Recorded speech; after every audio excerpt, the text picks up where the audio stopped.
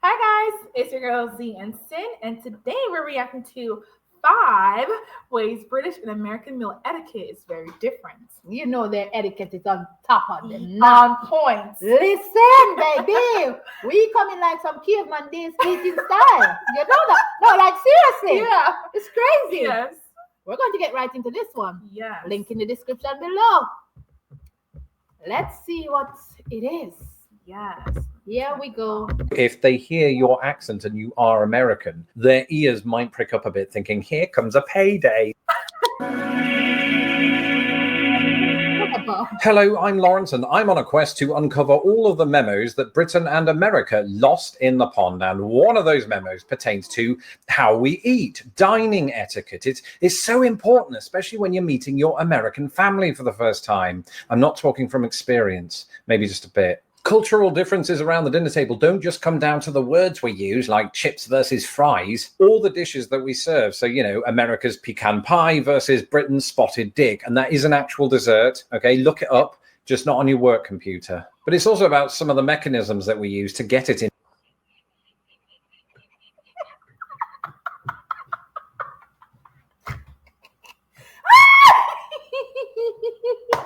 No comment. I'm not going to say anything. What?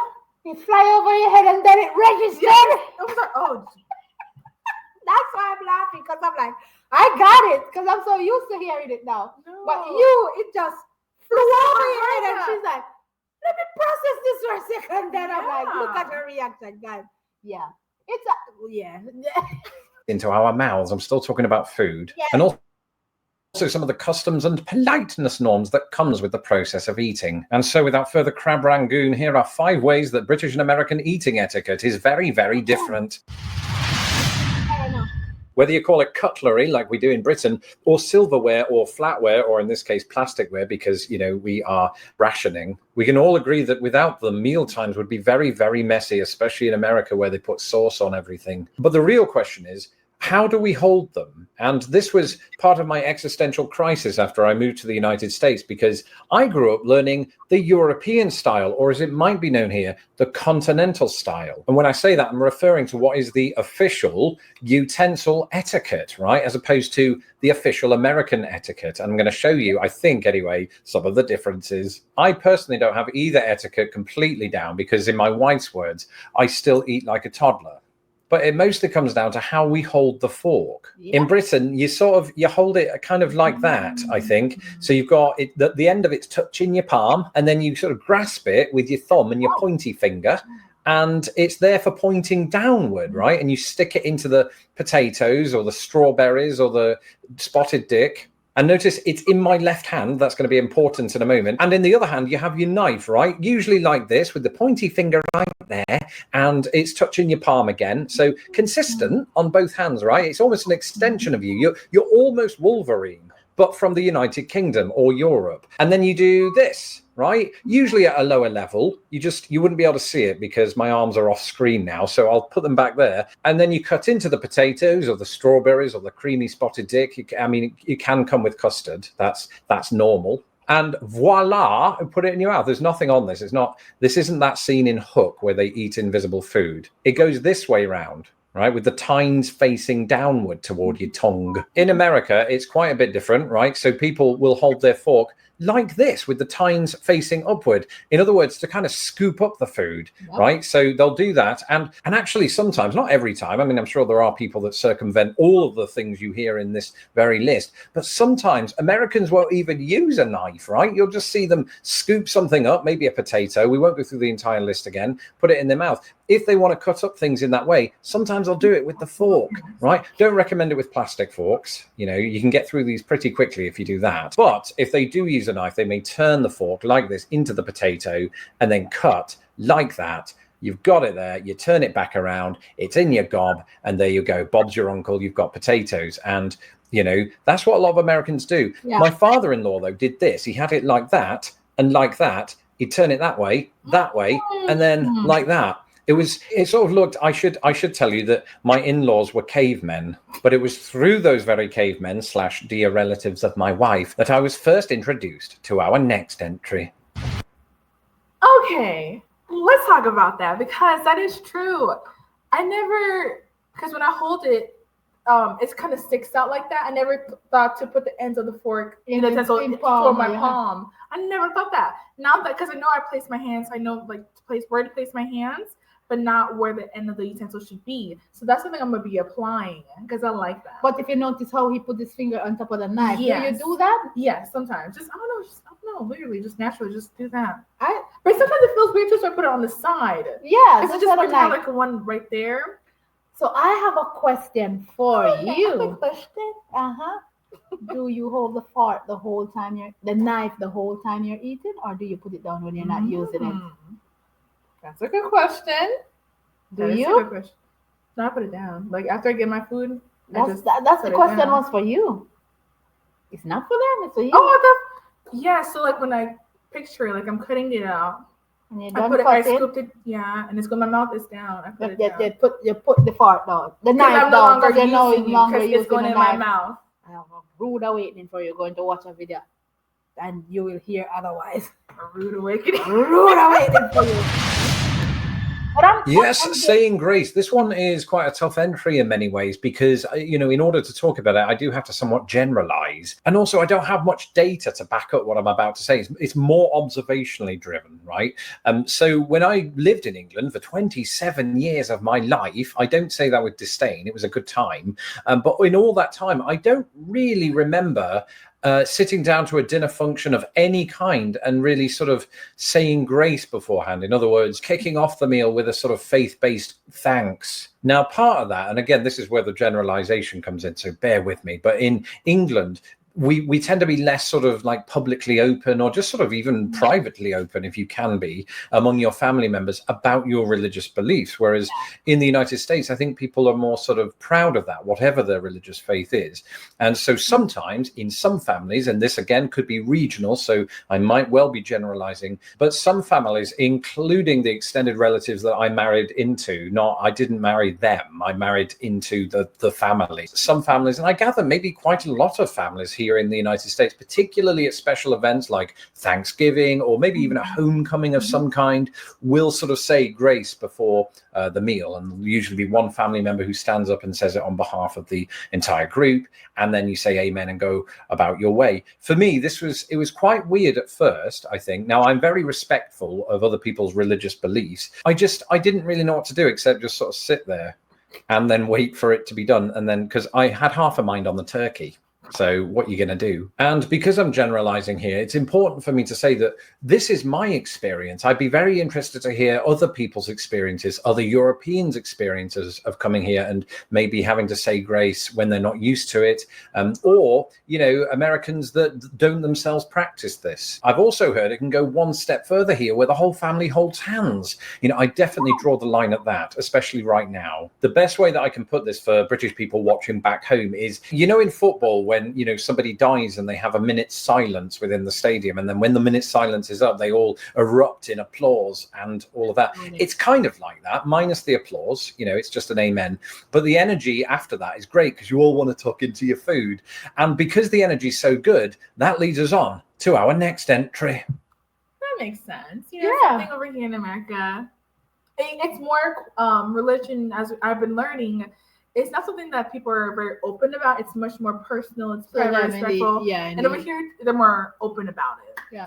So I did it in Jamaica. I do it here within my home because that's how I grew up doing it, and that's how I was taught. So that's but like you said, it's a personal. He's talking from personal experience, which is observed, but to piggyback off of what he said, majority of Americans do it. Yes. Yeah, they do say grace. Yes. It don't even have to be a family set, like other outside relatives or so come in. It's a everyday thing at the table for some family. Going back to what he said about holding the knife and fork, I am guilty of it. I use my fork to cut my dumpling. Me too. Yeah. And my meat. It's just and I don't go because to me the fork is just as sharp with that iron fork. Yes, it's just as sharp. So I'm so guilty of it, and I'm guilty of it too when I cut. I cut and put my knife down and continue, and I'm digging into whatever. I'm not scooping. My fork don't turn down. My fork is up. We're cavemen's over there. Caveman style. Oh, I don't mind a bit of chatter and exceptionally weird noises. And at an American dinner table, you're going to get a lot of chatter. Usually, again, this is another generalization, but on the whole, this is my experience. And I'm one of those people who doesn't think that Americans are always loud, as the stereotype dictates. But one exception tends to be in restaurants, right? I do hear the volume go up there as compared to Britain, where it feels like we're always battling with this war within ourselves to not air our dirty laundry in public. I'm not saying we don't talk at dinner tables, don't get me wrong. It feels observationally, once again, and again, there's no data on this. There's not somebody going around measuring the decibels in every restaurant in either country, especially right now because they're all closed. But that's my general experience of it. Now, I could be getting thrown off course a little bit here because, you know, my wife's family are really loud. Don't tell them I said that, although this is a public video. They know it's true. I've told them before, and that's why we've not spoken in a year. But here in America, you might be in a restaurant, sitting down with just one other person, trying to have a quiet, intimate conversation. And to your right, there's this really loud family with a 5-year-old running around with a stupid hat on that he got from the restaurant, right? So they're further enhancing the volume of said family. And then on the other side, there's clearly what is a date happening. And the woman is just sitting there quietly, looking quite glum, while the man very audibly and haphazardly talks about all of the Fortune 500 companies he's worked for. And she stares into space, presumably thinking of all the ways that she can get out of there. But on the other hand, once you do get used to that sort of raised volume, it does add to the atmosphere, you know. And if you're already in a good mood and you enter somewhere where thousands, that's a huge restaurant, hundreds maybe, where there's lots of people and they're in a good mood and it just sort of bounces off the walls, you know. But speaking of restaurants, that brings us on to our next entry. I'm sorry. Yeah, chatter. It's usually loud in American restaurants. Very loud. People are talking, laughing. Sometimes I have bands playing music, so it can get pretty loud. This is the normal way of life here. Yeah, and you're like, huh, what'd you say? You gotta, because you can't hear the person right next to you. Because it's that loud. Yeah. It's quite weird. Like, you're like, it does weird. You gotta whisper because like, I tell you this will happen today. Like, this will happen. Like, it feels like it's different, but it's like quiet. We can hear your conversations because you guys are. It's so quiet. Yeah. That makes sense. Yeah. But you get used to, like you said, you walk in, and even if you're not a talkative person or you're not a loud person, you're going the to talk. ambience in the room, eventually it's gonna bounce on you. It's like you can't help yourself. You don't even realize that you're talking loud until like, what just happened when it reflect on what just happened on that date or whatever.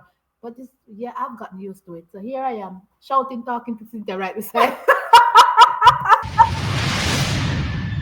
Servers. My heart does go out to all of the servers and anybody else to whom this applies around the world who can't go into work right now. And a huge thank you to delivery servers who are able to keep people fed who might need it. But, you know, back in peacetime when the restaurants were still open, there was quite a marked difference between, you know, British servers and American servers and the way they sort of conduct themselves at the dinner table while you're eating your dinner. In Britain, they're quite standoffish, and I know that's just a trait of British people in general. I get that, but they don't have the incentive, which we'll talk about in a minute, to constantly be coming back to your table and seeing how you're doing, checking if you need a refill on that water, because you probably won't get one anyway. I'm joking, of course you'll get a free refill on your water, just nothing else. Often, know this, if you want their attention, you're going to have to get their attention yourself, and that includes when it comes time to pay the bill. Whereas in the United States, and each restaurant has its different policy on this, you know, the waiting staff will come to your table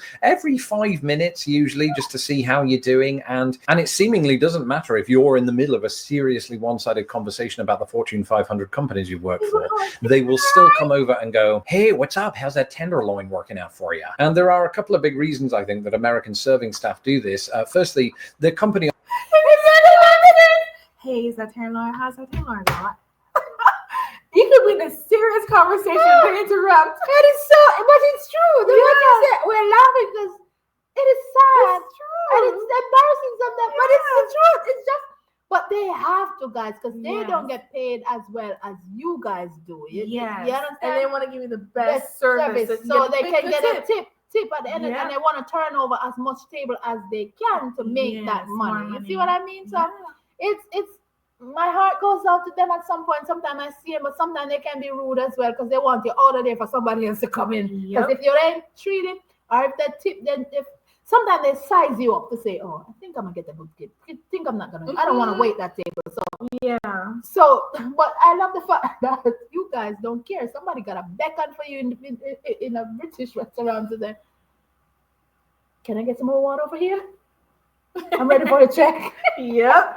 I like that. I'm not interrupted. If I need anything, I will say something. Yeah. I think that was something that I would have to get used to do because I'm so like spoon fed with what I'm used to hear. So like, where's the server? You had a lot for the server.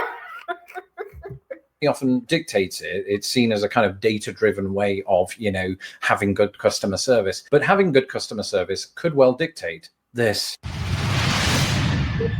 Have they tried antifreeze with that? No. Well, he might go back to his milk phase eventually. Yeah. So the dreaded tip, or at least it was dreaded to me when I first moved to America, actually, when I landed at Philadelphia Airport. This is the first time I remember having to sort of navigate the American tipping system because I bought a drink at a bar at that very airport. And having bought the Jack Daniels or 6, I'm not a good flyer. I turned to the gentleman next to me and I asked him, how does tipping work? And, he very, very kindly offered, well, whatever the amount is on your receipt, just give them 85% of that. And that's about good. That's standard. That was a lie. And I ended up almost bankrupt. Firstly, in the United States, regardless of the amount, it's very much expected that you do tip because that's basically how servers make their wage. And the standard amount that you're expected to tip is the complete opposite of 85%. It's 15%, right? But if you thought it was good service or just to be sort of a good person, really, you can definitely tip more than that. I typically tip. Just try saying that after 6 whiskeys. I did that night. I typically tip, particularly if I'm on a trip, 20%, or I might even round up to 21 if it kind of requires it. Tipping of some kind is expected here. In the UK, if you're thinking of going there, firstly, don't do that right now. But if after all this blows over, you are fancying going to the UK, then you're not required to tip at all, right? I mean, people get paid a sort of living wage, more or less, for being a server in the UK. It's good practice. If you want to do that, you certainly can. 10% is recommended. And, growing up in the UK, I never really did tip all that often, I must say. I think if I were to live there now, I probably would do so a bit more. It's not expected. I mean, servers aren't going to expect you to tip. Although, if they hear your accent and you are American, their ears might prick up a bit thinking, here comes a payday, right? Whereas it's the other way around here. As soon as servers hear a British accent, they must be filled with dread. Or maybe that's not true. Maybe servers hear a British accent and think, he's ripe for manipulation. I've had some bad experiences. That's it for this episode. Thank you for joining me today. And, it's kind of sad that I couldn't practice a lot of these things for the video, except for the knives and forks. I know. It's okay. We still enjoy the video. We get the whole concept. And yeah, guys, listen, he's right. He's spot on. Yes. I really enjoyed the video. He is right. Like, tipping has become an issue here in America. It's spot. Bad. Subway sandwich, you gotta tip them. It's bad. Drivers, you gotta tip them. Cash register, you gotta tip. It's just too much. The tipping culture is real bad here. It's real bad. I don't like it. Hair people gotta tip them. Hairdressers, like you're doing your job, gotta tip. I'm already paying an arm and a leg to get this done, and then you want tip on top of that. Don't get me wrong. I do tip. But say no how I tip.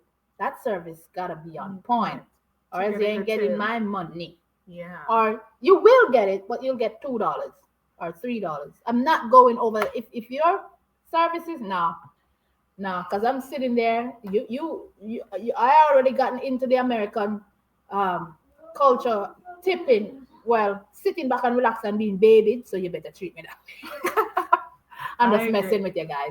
I based on how I'm treated, that's how I tip. That's how I see it. And I don't necessarily follow the 15%. of the bill. Nah. Yeah. But sometimes you're feeling I generous. just look at him like, okay, how much you got in my bank account? Let me see this. Well, you say a tally. That works. This fits right in. I can budget this in. That's how much you can. No, sometimes I do that too. Oh, yeah, you gotta budget that. And sometimes I round up. Say, Yeah. sometimes I round up. One time. Say my bill is $21.18. All right, I'm like, how much do I add to 18 to put it into a dollar form? All right, Yeah. I'll just put $2 there and put the cent. I do that. You gotta do what You said one time. What were you gonna tell me about? I went to a restaurant with my friend and we tipped the waiter and she had change in her purse, so she took it out because I think she was looking for dollars and the waiter thought that was his tip and he took the change and she felt so bad because they were just pennies, which are like pence over there. Yeah. As a tip, and she felt so bad. He got like $2 from her. He was an amazing server. Those amazing servers, I swear, they deserve more than that. Like they need a wage and a tip. Yeah. Because some of them really go above and beyond. It's unfair that they're not treated well here in the US. Some are like $2 a week. Because they really, especially down south, they really depend on those tips. Yeah. That's sad. It's sad. Nobody can live off of that. No, you can't. Awesome video. Can't call in sick. Yeah. And yeah. Embarrassing, but yeah. We can say yeah. It's your girl Xee. Thank you for watching. Don't forget to give this one a big thumbs up. Let us know your thoughts in the comment section. We want to hear what you think. Yeah. You guys are very etiquette. There's a video I think we should react to. Which one? Etiquette video. She does. I loved her video so much. She's from the UK. Okay. How to sit down, how to get your fork, how to eat, how to call the server. What? All of it. All right. We're gonna do that. Yeah. Oh, they're knocked out, sleeping. It's our guys. Love you guys. Bye. See you in another one. Bye. Oh, y'all like, how do I end this again?